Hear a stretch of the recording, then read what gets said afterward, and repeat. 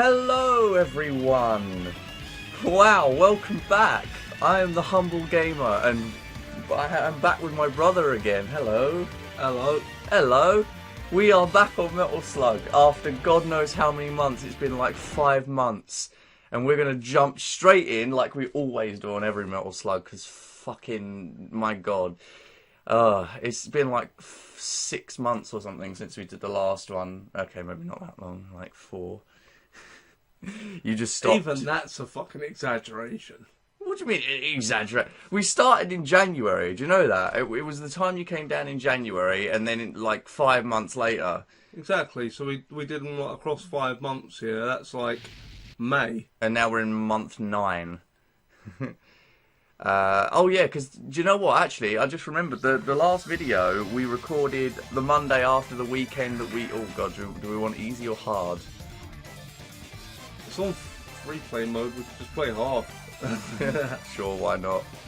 Oh my God. Oh, it's square usually, yeah. Bring of course. on the sickness. Oh, it's these guys. Shit, man. How many fucking characters you get this time? Press start. I want in. There we go. There you There's go. me. Yeah, of course. Okay, I'm going to be Marco.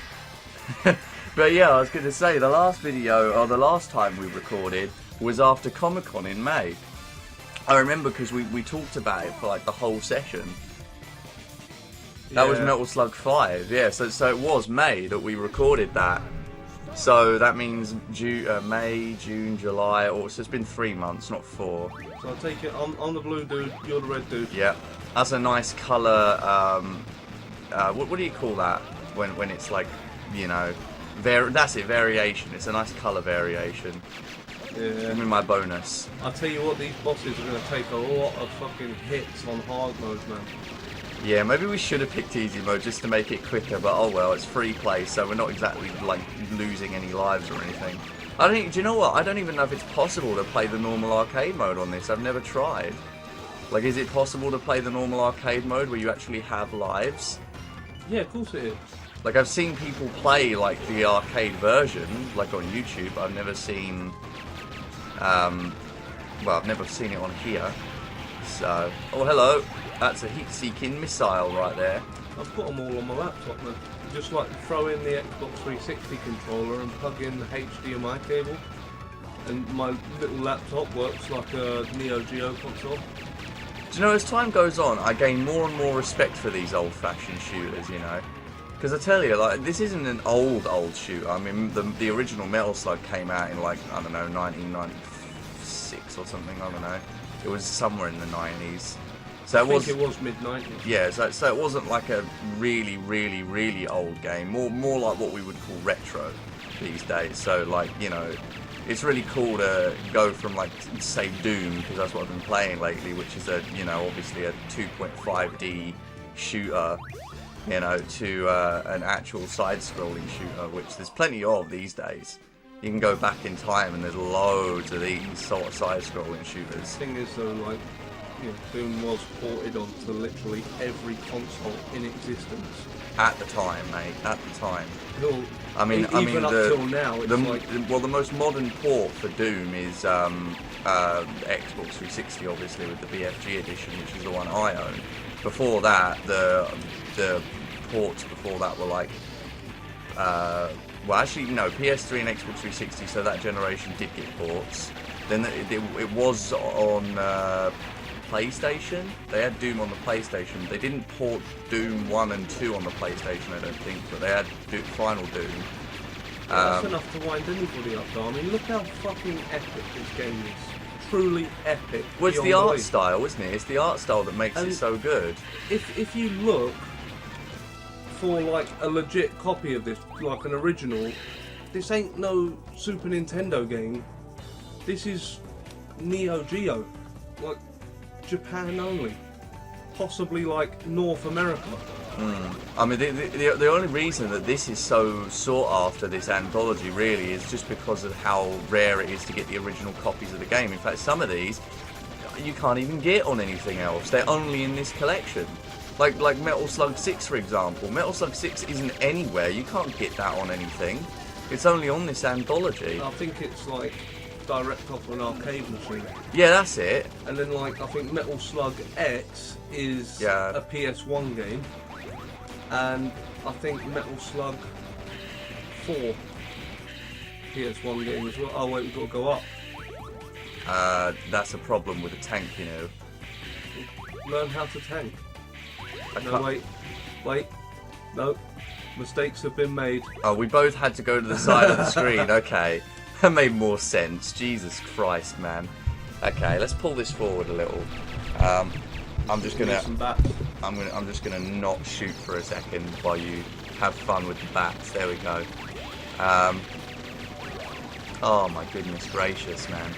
I mean, the thing I've loved about this anthology, playing through it actually, has just been the art style. I love the art style. It hasn't changed once. You know how with a lot of other games, right, that came out in the 90s and the late 80s that have been like, you know, had sequels in the modern gaming and all that.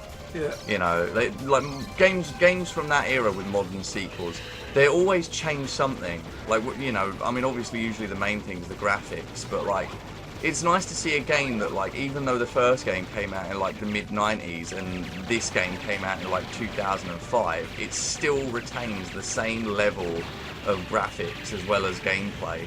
It hasn't changed at all. It's just the same, like, but you know, a different setting, which is nice. I mean, some people would say that that's boring and repetitive, but I actually think it's quite fun. Considering it's free play mode, you get infinite lives, you can just dive in and just have a bit of a blast, you know.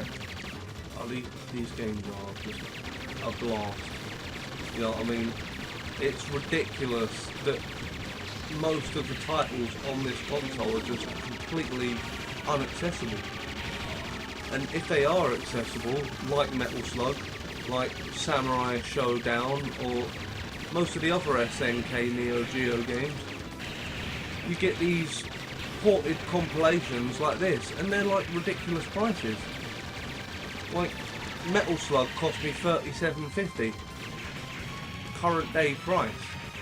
I looked up Samurai Showdown, and it's minimum of £50 for a PS2 compilation. It's taking the mick, man. There's like, I think, Volume 1 and Volume 2 of an SNK arcade collection with like Fatal Fury and all that sort of stuff on it.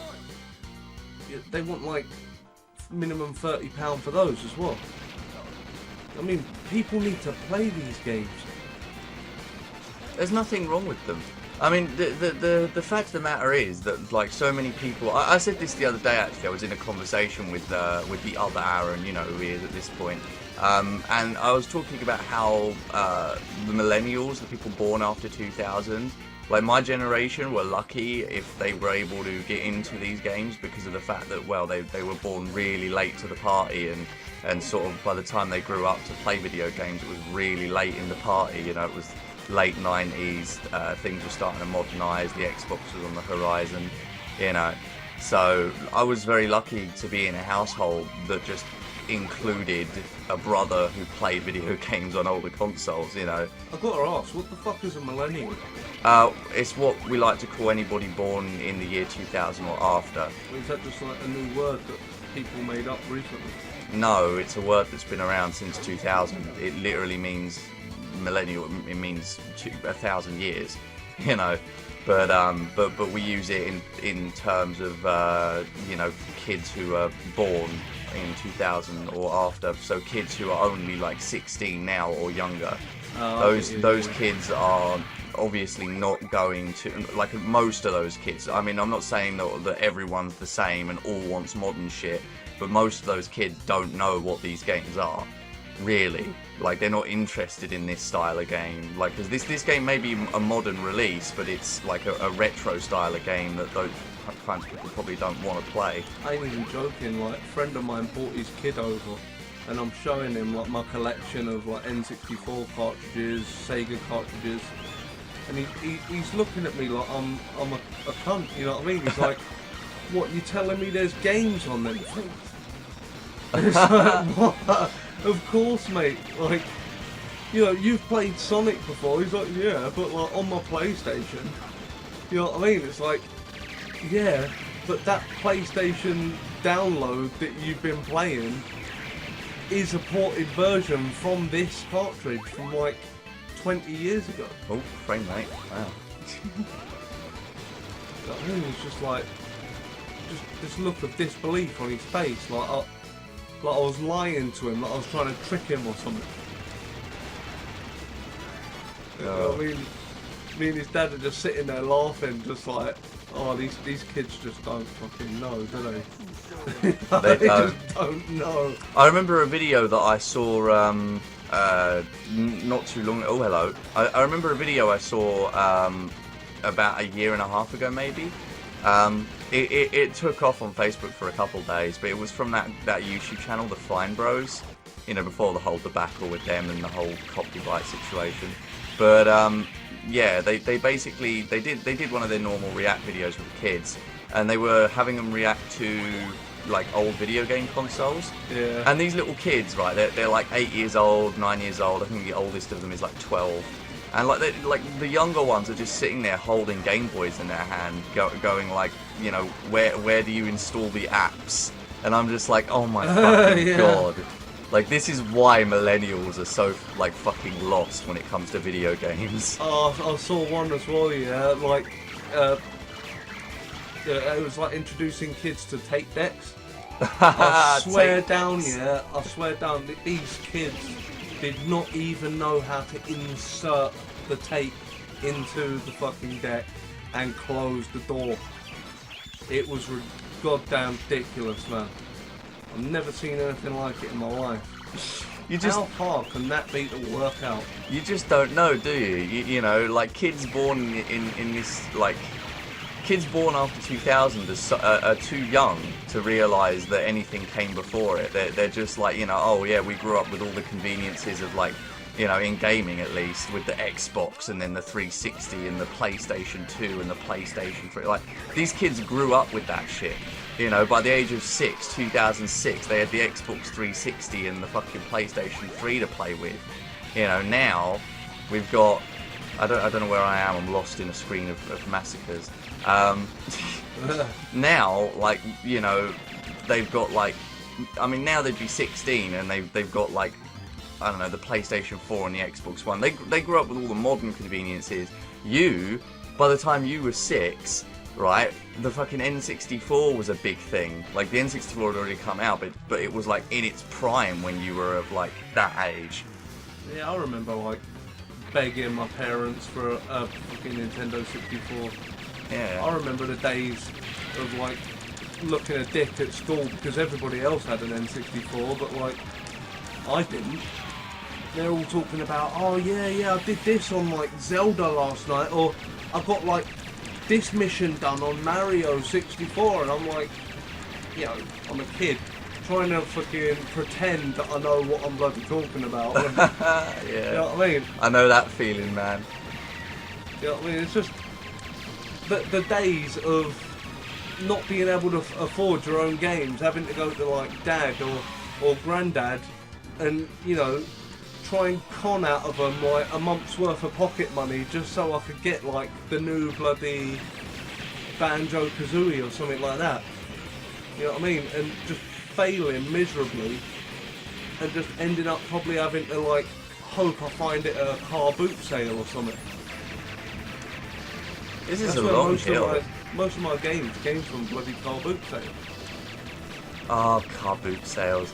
How many people actually know, like, the fucking joy of a car boot sale?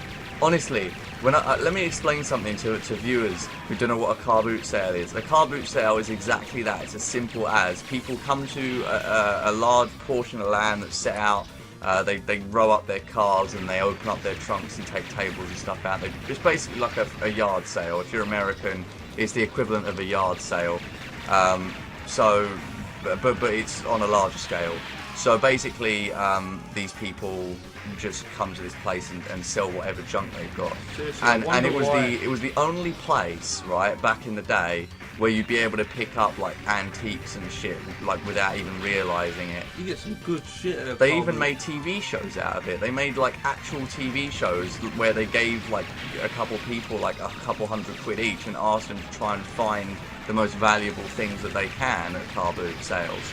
I don't know if that show's still on or not, but they did do it. You know, and I have really fond memories of car boot sales. I have fond memories of running around, looking at all the shit that was for sale, and picking up all these games that people used to bring there. Like, you'd find anything at car boot sale. You'd find anything from DVDs, you know, and obviously VHS tapes back in times when discs were still new. Yeah, back when I was attending car boots, there weren't no fucking DVDs. Like, the hottest new thing out then was like CDs and probably Nintendo 64 games. You would get the odd few stalls that did have Nintendo 64 games as well. All my best games came from fucking car boot. Should we end the videos in this, or should we actually just continue like we do with all the others? I thought we were blasting through.